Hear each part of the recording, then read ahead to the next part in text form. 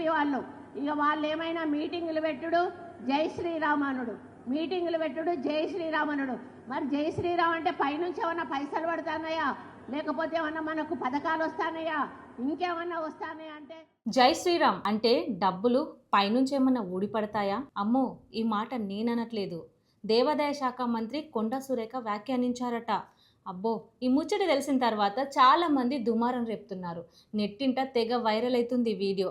అయితే తను ఎందుకు ఈ విషయం మాట్లాడింది, ఆ విషయం ఎందుకు తీసింది, అసలు ఏ విషయంలో మాట్లాడింది ఆలోచించకుండా అసలు జై శ్రీరామ్ అన్న పదానికి ఎన్నో మాటలు వినిపిస్తున్నాయి. ఒక దేవుణ్ణి దూషించడం ఎంతవరకు కరెక్ట్ అని చాలా వరకు ఆరోపిస్తున్నారు.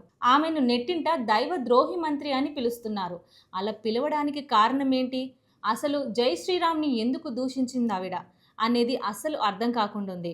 జై శ్రీరామ్ నినాదాన్ని డబ్బులతో పోలుస్తూ కోట్ల మంది మనోభావాలపైన విషం చిమ్మారట. అసలు అంతలా ఆమె ఎందుకు మాట్లాడిందో అర్థం కాని విషయం. అసలు ఒక దేవుణ్ణి దూషించడం పైన ఆమె మాట తీరు ఏంటి, అసలు ఎందుకు అనేది ఆలోచించకుండా నెట్టింట ఆమెను తెగ వైరల్ చేస్తున్నారు కొండా సురేఖ గారిని. అయితే హిందూ దేవుళ్ళ కంటే కాంగ్రెస్కు ఉన్న చులకన భావాన్ని ఈ అహంకార పూరిత మాటలే నిదర్శనం అని కూడా అంటున్నారు. అసలు కాంగ్రెస్కి హిందూ దేవుళ్ళంటే ఎందుకంత చులకన అని కూడా వ్యాఖ్యానిస్తున్నారు. నెట్టింట కామెంట్లు అయితే తెగ వచ్చేస్తున్నాయి.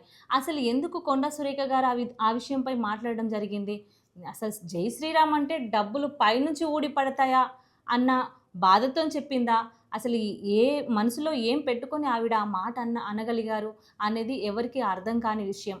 అయితే ఇక్కడ హిందూ దేవులను మరీ ప్రత్యేకించి జై శ్రీరామ్ని పలికింది కాబట్టి, జై శ్రీరామ్ అంటే మన తెలుగు ప్రజలు హిందువులు మొత్తం కూడా ఎంతో దైవ సంకల్పంతో కూడిన హిందూ ప్రజలు ఆరాధించే జై శ్రీరామ్ని ఎందుకు ఆవిడ ఆ విధంగా మాట్లాడారో అర్థం కాని పరిస్థితి. అయితే కాంగ్రెస్కి మరి బీజేపీ ఎంతో మండిపడుతున్నారు కాంగ్రెస్ పైన, ఎందుకు ఆవిడ అలా మాట్లాడింది, అంత చిన్న చూపు ఎందుకు అని సంబోధిస్తున్నారు. అసలు దేవాదాయ శాఖకు మంత్రిగా ఉండి దైవాన్ని అవమానించడం ఏంటి, అసలు ఎందుకు ఆ మాటలు మాట్లాడింది ఆవిడ, ఏమి అర్థం కాని పరిస్థితి.